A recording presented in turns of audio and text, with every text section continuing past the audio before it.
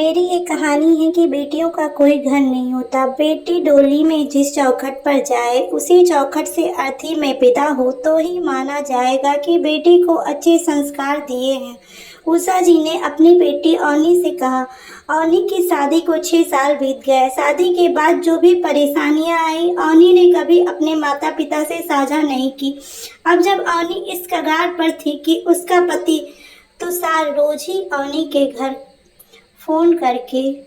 के फोन पर लड़ाई झगड़े के ताने देता रहता था, तो अवनी के माता पिता को उसके बिखरते वैवाहिक जीवन का पता चल गया।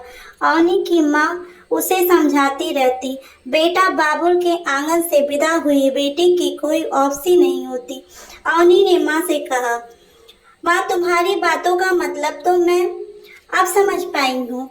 जब माँ बाप खुद ही बेटी को कह देंगे कि अपने संस्कारी होने की परीक्षा तुम अर्थी पर लौट कर दो, तो बेटी कैसे अपने दुख किसी से कहेगी। जो सह गई वो ठीक, जो न सह पाई वो तो वक्त से पहले ही अर्थी का सहारा ले लेगी। घर से विदा हुई बेटी की वापसी शमशान में ही है शायद। उषा जी की धड़कनें तेज हो गई। उन्होंने कहा, तुझे इसी दिन के लिए पढ़ा लिखा कर बड़ा किया था क्या कि हम बुढ़ापे में अपनी बेटी की अर्थी देखेंगे। अवनी ने कहा, नहीं माँ, मुझे इस दिन के लिए नहीं पढ़ाया लिखाया गया था कि मैं चुप होकर अपने साथ हो रहे अन्याय को सहन करती रहूं और बुढ़ापे तक अर्थी पर विदा होने का इंतजार करूं। उषा जी, बेटा क्यों जीते जी अपने माँ बाप को मार रही है। तेरी बातें सुनकर मेरी रूह कांप रही है। अवनी, माँ तुम्हारी रूह सुनकर कांप रही है और जो मेरी रूह वो सहकर भी नहीं कांपेगी तो क्या। अवनी को पता था कि माँ के सामने ये सब बातें करने का कोई फायदा नहीं। माँ ने खुद सारी जिंदगी अपने आप को संस्कारी साबित करने में लगा दी। अवनी ने फोन रख दिया। उषा जी परेशान हुई। पता नहीं आजकल के बच्चों को गृहस्थी कैसे चलेगी। लड़कियां दोनों ही आजकल पढ़े लिखे हैं। घर गृहस्थी के दुख उन्होंने देखे ही नहीं। दोनों में ही सहनशीलता नहीं। थोड़े दिन की दिक्कत है, सब ठीक हो जाएगा। फिर उषा जी को लग गया कि अपने घर के काम में लग गई। सुबह सुबह फोन की घंटी बजी। उषा जी ने हड़बड़ाहट में फोन उठाया। फोन पर अवनी की सासू मारीना जी ने कहा, जल्दी हॉस्पिटल पहुंचिए, अवनी ने नींद की गोलियां खा ली हैं।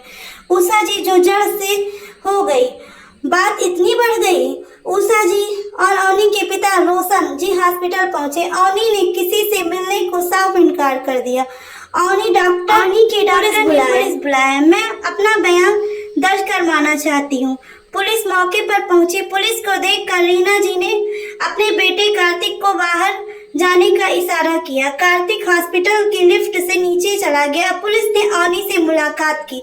पुलिस, आपको पता है ना, आत्महत्या करना भी एक गुनाह है। अवनी, जी हाँ, आप मुझ पर केस दर्ज करें और मुझे अपने साथ ले चलें। वैसे भी मेरे पास कोई ठिकाना नहीं है। पुलिस, ठिकाना क्यों नहीं है? बाहर आपके ससुराल पक्ष और माता पिता सभी बैठे हैं। अवनी, माता पिता को इंतजार है। बेटी अर्थी से विदा होगी तो ही हमारी बेटी संस्कारी कहलाएगी। ससुराल पक्ष वालों को एक मूर्ति चाहिए जो घर की सजावट के काम आए, ना गलत बात पर रोए, ना जवाब दे, उनकी मर्जी से जागे सोए। पुलिस, आप पढ़ी लिखी है, नौकरी क्यों नहीं करी? यूं जिंदगी को खत्म करना कहाँ तक सही है? अवनी, नौकरी की हालत आपको बेहतर मालूम है। जिसके साथ कोई नहीं होता, लोग मदद के बहाने उसका फायदा ही उठाते हैं। नौकरी करने के बाद आना तो छत के नीचे ही पड़ेगा। छत ही नहीं है मेरे पास। आप बताएं कोई उपाय। पुलिस, अगर आपके पति में सामर्थ्य नहीं शादी निभाने को तो उन पर केस दर्ज करें और अपने माता पिता के पास रहकर कोई नौकरी करें।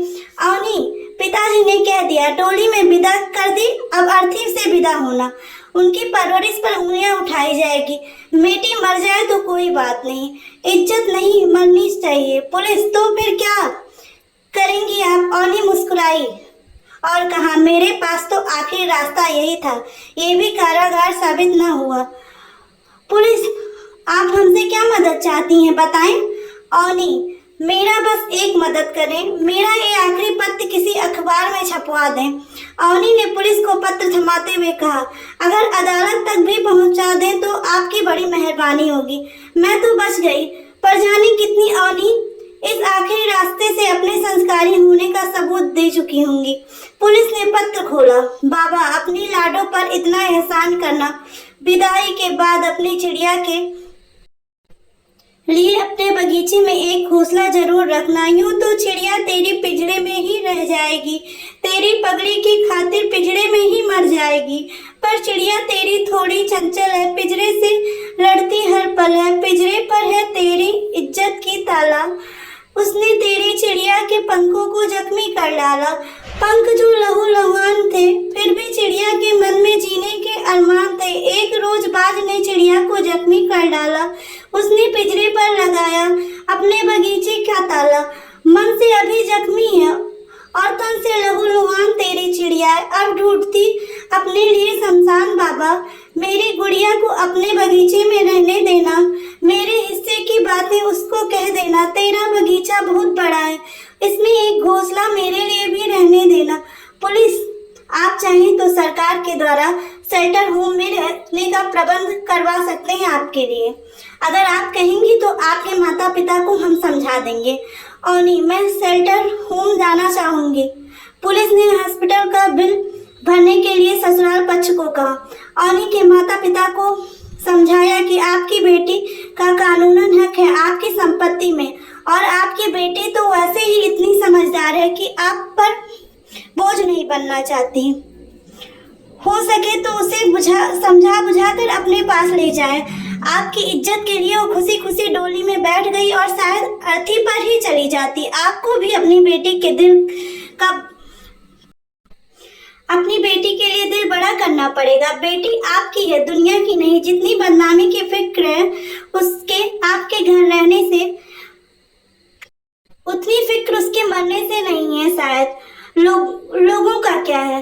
पुलिस चली गई। उषा जी और रोशन जी बेटी के पास पहुंची और बेटी से माफी मांगी। औनी ने घर जाने से साफ इनकार कर दिया। औनी ने कहा, आज मैं घर चली गई तो जरूरी नहीं कि हर औनी के माता पिता घर में वापसी का रास्ता बनाए। अगर मैं खुद अपने पैरों पर खड़ी हो गई तो शायद कोई औनी खुदकुशी का रास्ता ना अपनाए। औनी के माता पिता आशीर्वाद देकर चले गए। औनी आजकल महिला शेल्टर होम में सिलाई सीखती है और वहीं रहती है।